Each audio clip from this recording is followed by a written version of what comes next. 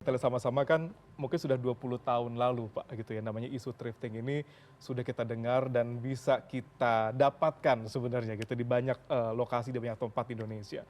Eh, dengan adanya kondisi bahwa thrifting itu ilegal, mengapa sulit sekali untuk diberantas? Karena ujung-ujungnya adalah itu sangat mempengaruhi UMKM di Indonesia gitu Pak.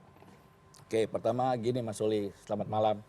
Saya mau luruskan dulu ya, yang dilarang sebenarnya bukan thrifting. Oke, Thrifting pakaian bekas impor, itu yang dilarang. oke, Jadi jangan sampai kita terjebak dalam istilah thrifting ini. oke. Thrifting ilegal belum tentu gitu ya. Ya, artinya Oke, thrifting secara kegiatan ekonomi tidak dilarang selama itu adalah barang-barang yang memang sudah ada di Indonesia dan masuk secara resmi. Artinya barang-barang pre-love dari milik pribadi dijual silakan, itu nggak dilarang.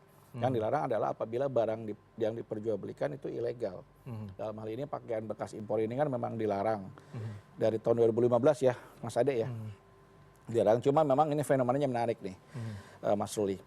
Kalau kita melihat bahwa antara supply dengan demand, biasanya demandnya ada dulu nih, baru supply-nya mengikuti, entah itu dari produksi dalam negeri maupun apakah itu impor. Nah, tapi kalau untuk kasus thrifting pakaian bekas impor ini terbalik justru, supply dulu yang banyak, baru demand-nya muncul, baru menjadi kebutuhan, baru menjadi gaya hidup. Sekarang kita bilang thrifting barang pakaian bekas impor ini menjadi urban culture. Jadi kegiatan teman-teman saudara-saudara kita ingin ada kenikmatan tersendiri kalau mencari barang-barang yang bagus tapi murah gitu loh. Jadi dan karena demand sekarang tinggi dan supply-nya ada, ya tetap berjalan. Nah sekarang dengan statement Pak Purbaya ini mudah-mudahan menjadi game changer ya, serius, supply-nya selesai, ya mau tidak mau kan pasti akan mudah-mudahan akan normal dan ujung-ujungnya adalah produk lokal akan mendapat tempat di hati masyarakat gitu. Baik, saya mungkin ke Mas Retma. Mas Retma ini kan kalau dikatakan tadi thrifting itu ada ketika suplainya banyak, baru terbentuk demand-nya gitu. Anda melihatnya seperti apa gitu sebagai asosiasi pertekstilan? Ini menjadi sesuatu yang bisa dikatakan cukup menyulitkan kan gitu buat asosiasi gitu.